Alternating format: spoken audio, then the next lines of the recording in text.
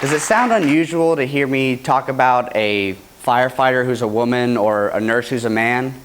I would venture to guess that the majority of your initial reactions were some form of a yes.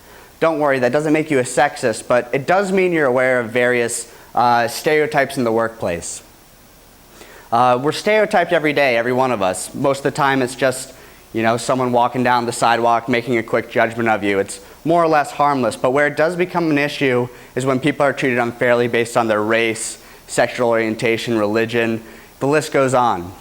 There are many people in this world that, they can see exactly where they want to go, whether it's a specific position, a specific field they want to get into. It's transparent. They can see right through it, but there seems to be just something in their way. Not only do stereotypes affect one's self-esteem, but they also affect the way you are treated in a workplace and how organizations make their decisions.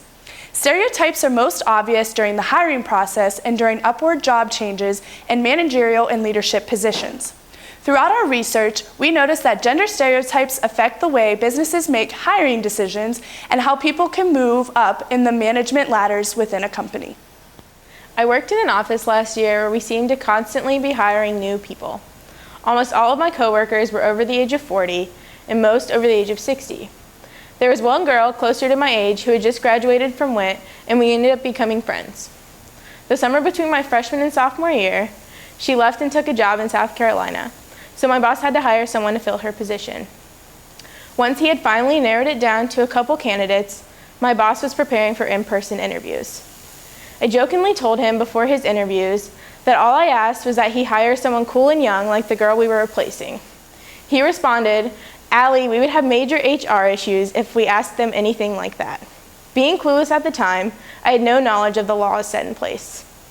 My boss went on to tell me that he was not allowed to ask their age, marital status, whether they had kids, or any other question of the nature, or that would be seen as discrimination and he could form a bias against them that might cloud his judgment. Even though my comment was completely harmless and I didn't fully understand what I was saying, these stereotypes are an ongoing issue in the workplace. Gender stereotypes are prominent and well learned, so it is possible that they may become activated with little awareness from the individual. This study took a sample of about 130 men and women and had the participants read over and evaluate identical cover letters randomly labeled Amy Smith or Alan Smith. The results of the study found that male evaluators tended to show a positive bias toward male applicants and a negative bias towards female applicants. This means that men rated other male applicants higher on average than they rated female applicants. This was an expected outcome given the tendency for males to adhere more to gender stereotypes. However, female evaluators did not show a strong influence toward either gender. Gender role stereotypes were originally formed when women were primarily engaged in the caregiving of children and have since been very hard to break through. A study was conducted at the University of Alabama that examined the effects of gender stereotypes on hiring decisions and upward job changes. The study showed that women are underrepresented in STEM fields as well as business and corporate positions requiring strong leadership skills. In most cases, women are underrepresented in top leadership positions. This is due to the glass ceiling.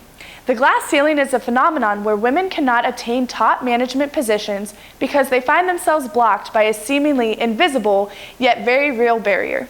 This barrier keeps women from obtaining levels of leadership that are typically male dominant. The article, Social Resources at a Time of Crisis, How Gender Stereotypes Inform Gendered Leader Evaluations, discusses the concept that women are generally selected for leadership positions during a company's time of crisis, and leaders are chosen based on periods of price decline or stable financial performance.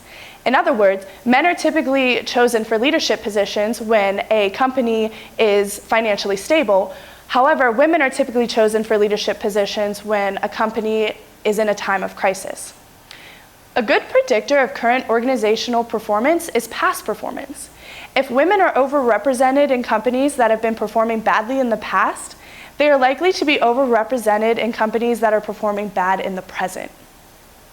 When women are placed in this situation, and if they experience tough times and glass glass cliff positions, this can reinforce gender stereotypes that women are not suited for leadership roles. This idea of glass ceiling represents the challenges women face when moving up into leadership positions. According to the article, From Glass Ceiling to Glass Cliff, Women in Senior Executive Service, leadership is considered to be a quality most associated with males due to traits such as directiveness, assertiveness, risk-taking, and decisiveness. There are two theories that can describe how men rule in leadership positions, and these theories are social role and role incongruity. Social role theory explains how each role, whether it's a father, a mother, a teacher, etc., has a set of rights, duties, expectations, norms, and behaviors to follow. And role incongruity theory is prejudice towards female leaders in two forms. The first is perceiving women less favorably than men as potential occupants of leadership roles, and the second is evaluating behavior that fulfills the prescriptions of a leader role less favorably when it is enacted by women.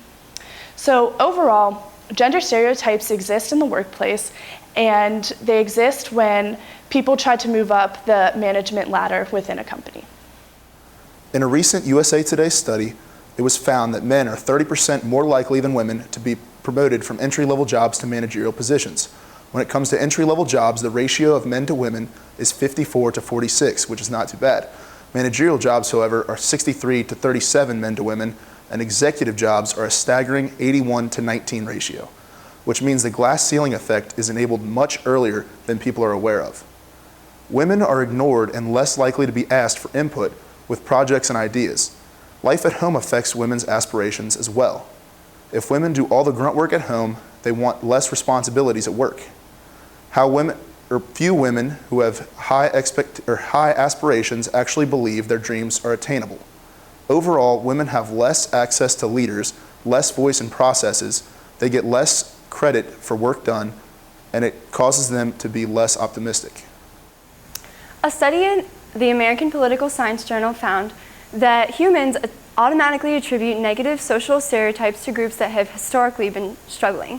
For example, women are stereotyped as weaker than men because historically men have been dominant. In this particular study, Jewish people were given stereotypes and then outside opinions were drawn from them. It emphasized a lot of quick, effortless judgments are formed, and immediately, as soon as you meet someone, you make a judgment. This is unintentional most of the time, but it happens all of the time, whether in the hiring process, moving up in the office, or just in general day-to-day work. So basically, gender stereotypes can and do happen right away, and even when addressed, they don't go away. They continue to affect the entire business team. To reiterate, the study indicated that because a group had one negative historical stereotype, other negative perceptions were more probable from outside opinions. When a negative social trait is cued, the target of the stereotype suffers adverse consequences. For example, being Jewish doesn't necessarily harm your reputation, but Jews are considered to be a threat to society for a really long time. Thus, it becomes easier to attribute negativity and is more harmful to a person's reputation if they are Jewish versus if they're Christian. When the study acknowledges that negative stereotypes of Jews and certain other groups have declined dramatically in the United States, yet the results suggest that when campaigns cue social traits, they look to prompt a process of stereotyping, and then, in this case, Jewish candidates lost support. This is noticed across the board with various stereotypes. With a lot of work, stereotypes can be discredited, and we've seen that happen immensely in the United States. However, the trait bias from a stereotype will still activate, but it can be controlled. It is important to know that a group label that is neutral causes little harm by itself. So for instance, simply saying that I'm Jewish does not draw a negative stereotype to me, nor is just being a woman. A final takeaway from the study was that people who were considered too liberal struggled to get positive perceptions from people who were considered very conservative, and vice versa. As you can imagine, this phenomenon translates directly to the workplace, where differing views can cloud the perception of an employee's overall competence.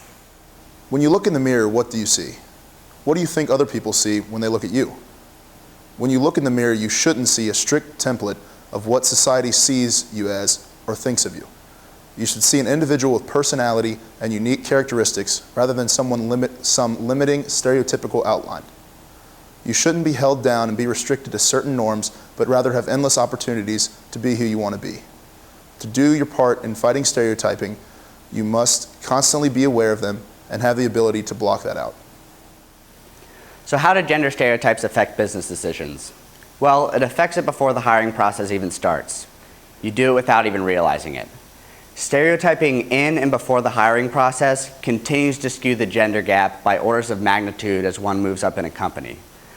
So we've heard a lot about this glass ceiling, and I'm sure today isn't the first time you've heard the term. The narrative around the glass ceiling has always been, how do I, the individual, break the glass ceiling? But the narrative needs to change. If we better acknowledge these biases, maybe we can all just take the glass ceiling down.